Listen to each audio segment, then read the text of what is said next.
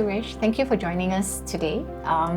It's been really interesting. I've been reading about Nupo Ventures, but I thought it's better if the audience is able to hear from you about the spirit behind and the inspiration for Nupo Ventures. Thanks for having me here, Raju. Before Nupo Ventures was set up, I was the Chief Digital Officer for Olam, and we began our digital transformation journeys somewhere in 2017. And as you know, Olam is one of the largest global supply chain managers of agricultural products. Agriculture is a very old industry. It's not easy to disrupt with technology. But we want to be very preemptive in making sure that Olam intervenes in our own supply chains with digital technologies that will ring fences or that will end up creating new business model for ourselves. So we were doing a lot of experiments in the supply chain and we realized that there is a lot of potential in lifting the experiments we were doing within Olam and running as separate business ventures. For example, the most striking idea we got was we were running a solution in Olam called Olam Direct. As the term implies, Olam Direct is Olam buying directly from a small farmer in any country. We launched that in Indonesia, in Sulawesi, to buy cocoa.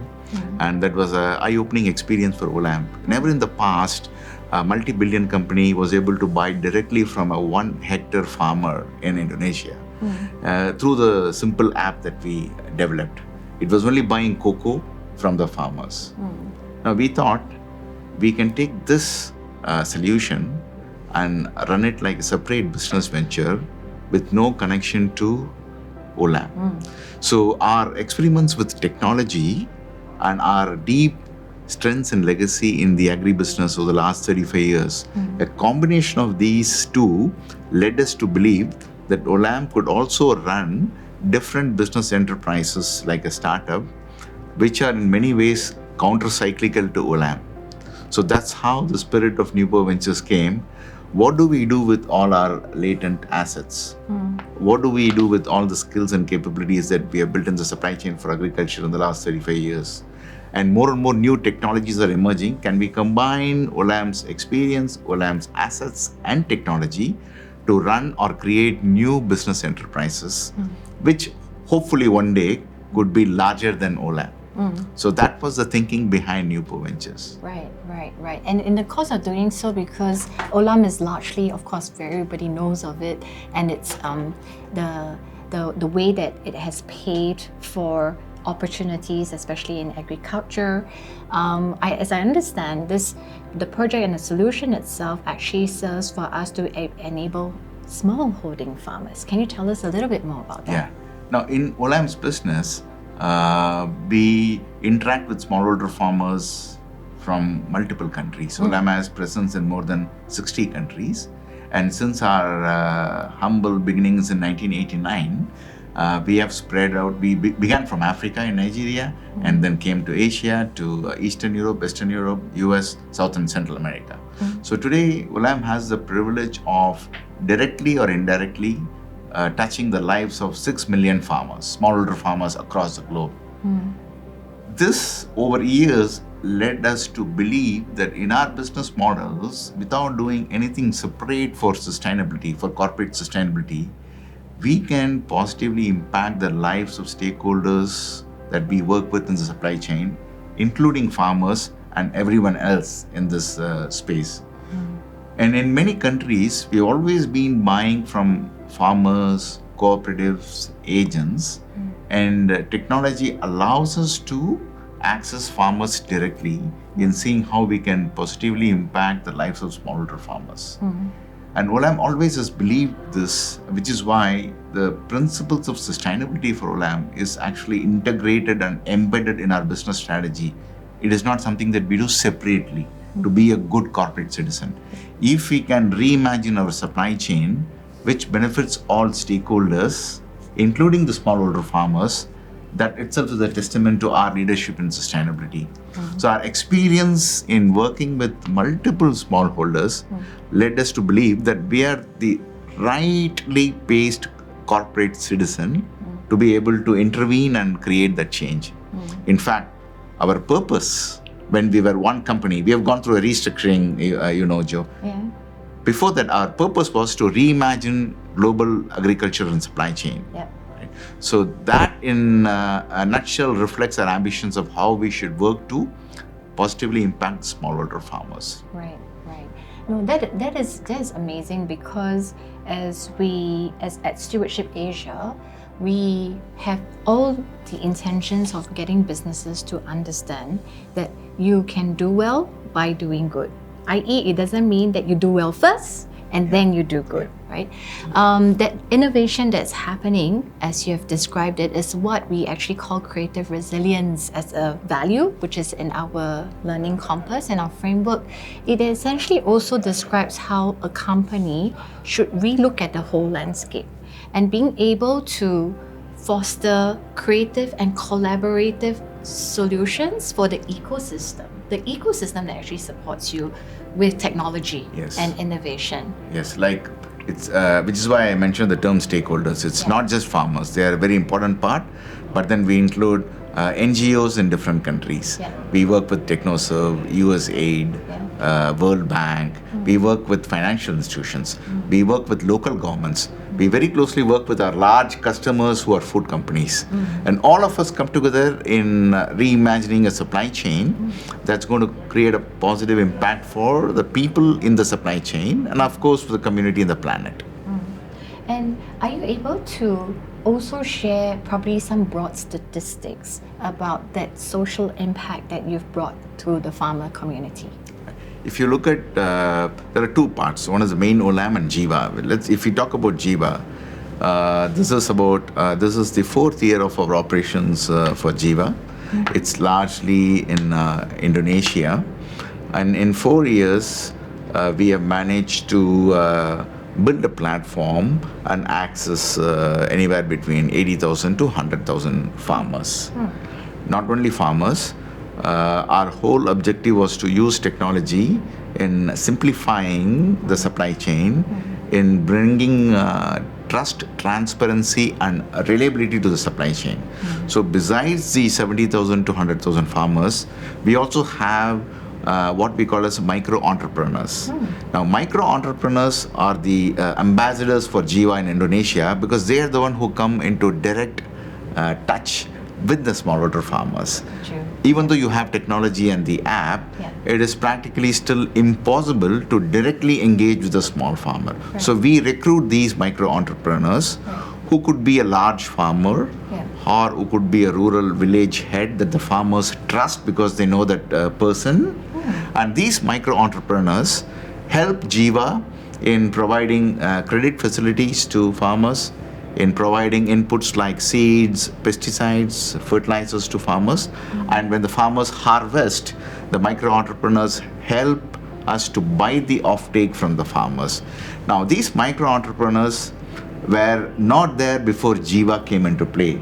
You only had agents who were buying from farmers and selling to the customers. The problem with agents is there is no trust or there is no transparency. As it happens in many supply chains, the weaker party does not have the negotiating power.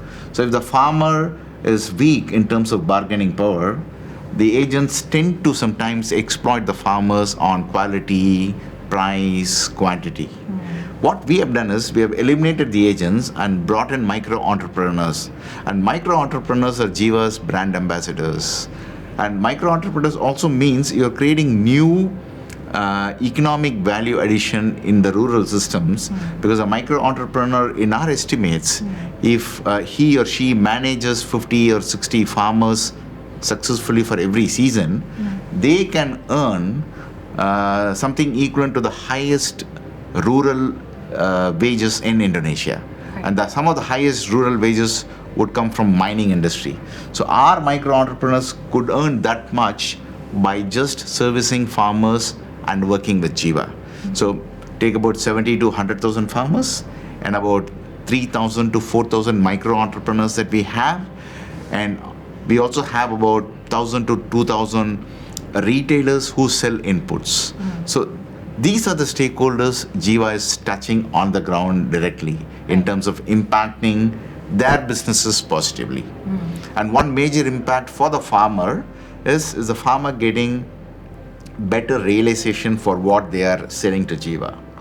And we do surveys continuously with direct interaction with farmers in different provinces in Indonesia to see how the farmers view Jiva's impact. And our surveys and studies have shown at least to the extent of 25% more the farmers are realizing for what they are selling to Jiva compared to their earlier transactions where they were selling to agents. Yeah. And 25% increase in realization is significant sum. No, for sure. And I think it's absolutely incredible that you are now presenting a very fair and transparent process in a sense that the farmers are not shortchanged actually of the real value of the work, even in the transfer of through the supply chain process itself. And a striking example of that I'll tell you, which is not something that you'll often come across. I was visiting the Jiva operations in Indonesia 2 years back, and we were there in a farmer's home in one of the small villages, brought in all the farmers for an interview, and of course had a translator to speak in Bahasa. My question to the farmers was this: on any given day, Jiva is buying from you, but Jiva price is lower than your price from the agent. Will you still sell to Jiva? Most farmers unanimously said they will still sell to Jiva. It's very surprising. Farmers willing to sell to Jiva even though the price of Jiva is less.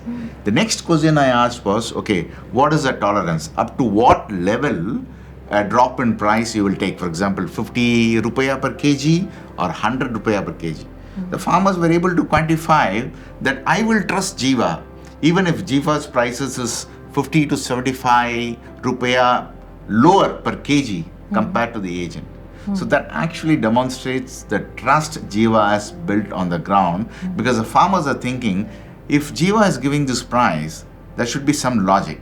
If the agent is giving a higher price, maybe there is some hidden catch in that we don't understand, right? And this is something that you cannot build overnight.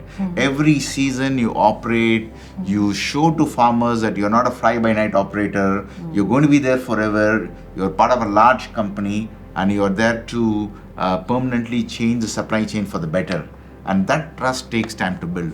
Yeah, sadly to say, I think that the way that we look at the challenges that are coming to us, whether is it because of the environment, the climate, or the social-economic challenges itself, we're not putting enough value to the intangibles. You've just brought up a very important point. Trust. Yes. Trust.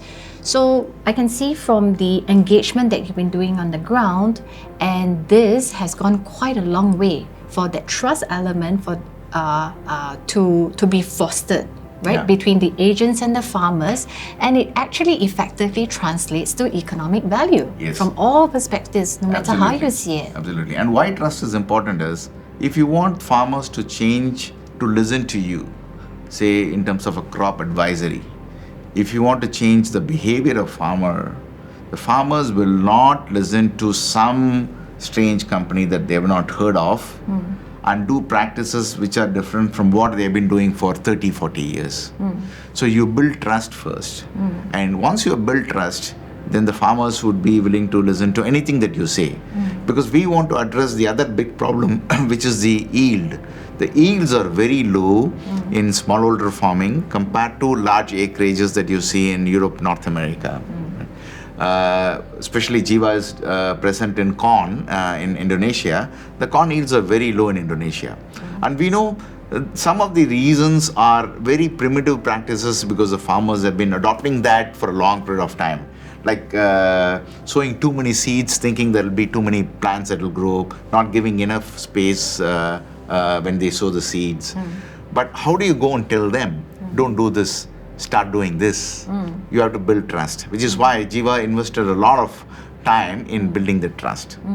And then we started having demo plots where we take the land from the farmer and tell the farmer, don't worry, blindly do what we tell you to do. Even if the crop is completely wiped out, we will compensate you in terms of what income you got last year. Forget it. We will give you cash rupiah. But do exactly what we say, what type of seed, when you have to plant, when you have to apply fertilizers. And they have seen the results themselves in terms of how tall those corn plants were and how positive impact it had on the yields. So this trust is very important for the complete journey of the farmer in terms of what all you want the farmer to do so that the communities are changed in a positive way. And I think what you've just described is actually a really good example of what we say steward leadership in action, because precisely we feel like there is actually no conflict between purpose and profit. Yes. And I can see that from the eyes of that strategy piece that was done from Olam's I think intentions, and then how it's being translated on the ground. So across that entire value chain, everybody is actually enjoying the success of being able to create profits. Yeah. But profits by putting environmental and societal, I think, considerations at the core.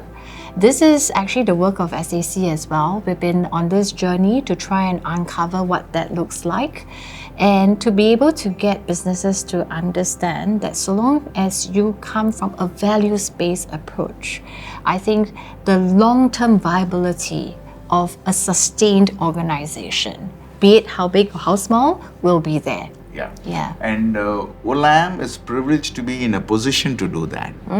Because we are on the ground, boots on the ground in many of these countries, upcountry locations, remote locations, very close to growing areas, directly interacting with the farmers.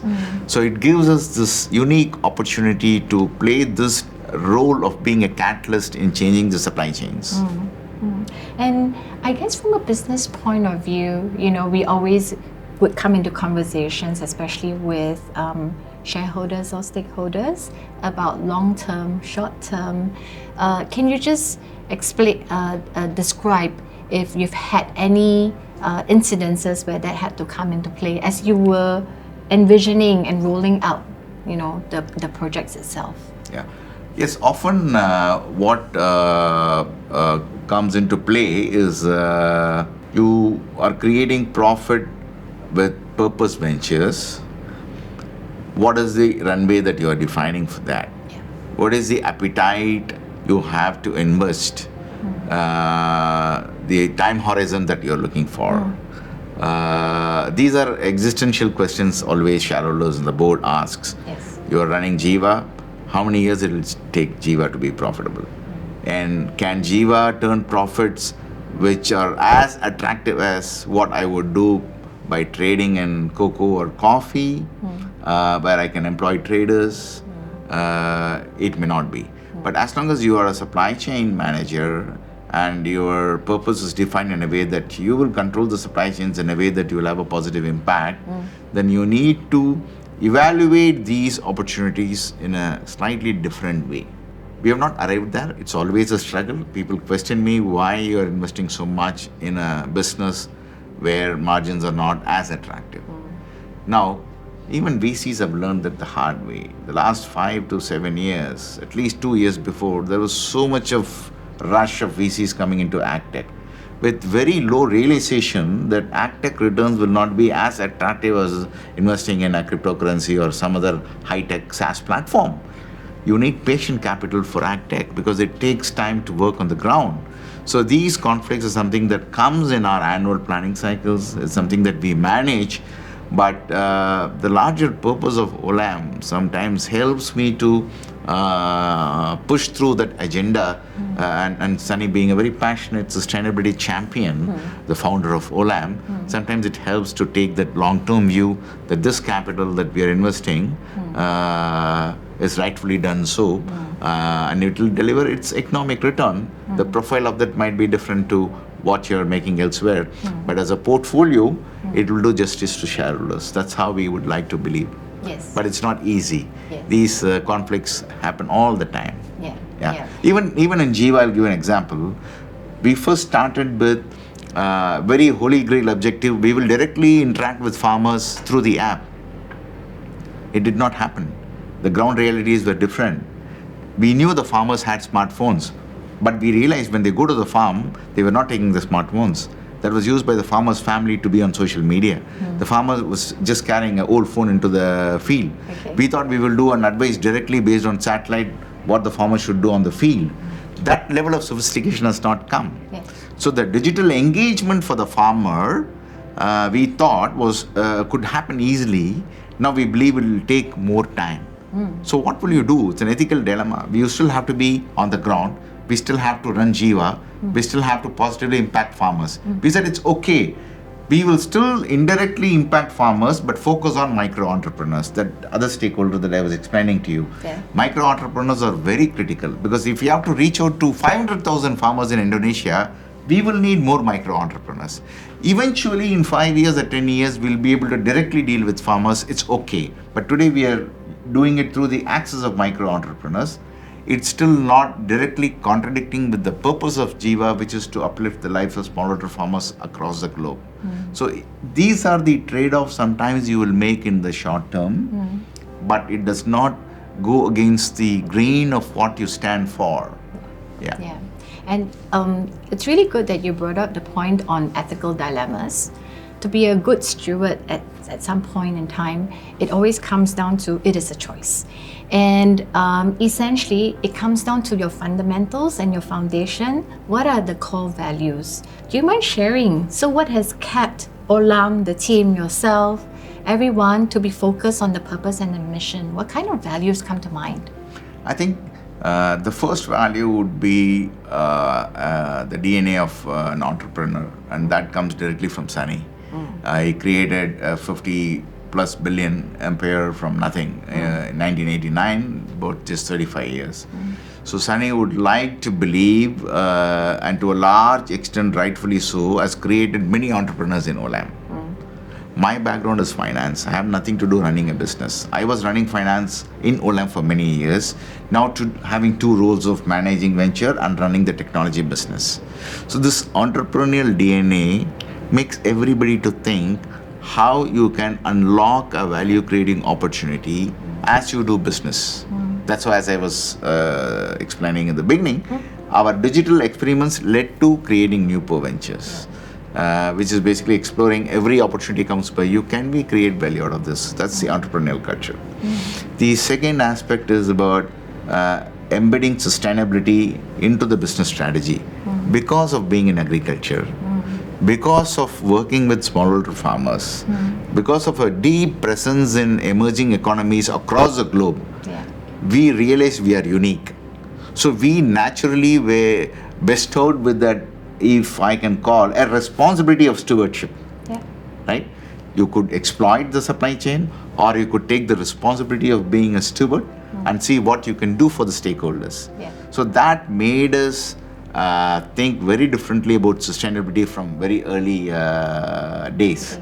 So even before Nupo was born, Olam was, and even today is, known for leading in sustainability in the food and agriculture space by launching variety of products and solutions to our customers, working with customers strategically to create impact in the farming communities, our largest customers in the world, food companies, right? So this sustainability is a big differentiator. Thirdly, there is a very high degree of ownership in Olam. We all consider ourselves owners. It's not that you need to own shares in the company to have that mindset. You think beyond the concept of being an employee and see how you bring ownership mindset to what you're doing. Lastly, I would say there is an outcome orientation in everything we do. If there's no outcome, then all the talk is of no value. So how the organization, the teams, the leaderships are all geared to deliver outcome. Ownership mentality is important to get that outcome, being outcome oriented in everything that you do. Very nice, very nice. I think what you have just summarized is actually for us a very clear case of steward leadership in action, because with that ownership mentality, you're able to take decisions and realize that business is a part of society and not apart from society. So with that first comes in the persistence and the desire to create new technologies and innovation because the world is changing. And to sum it all up, at the end of the day, there is inherently that long-term view. It can be a patient wait, but then the good will come because we are preserving our resources for future generations. Yeah, I completely agree with you, Joanna. Well, thank you very much for your time today, Suresh. Thank you It was for, very enlightening thanks for for me. having me here, Jo. Thank you. Thank you. Yeah.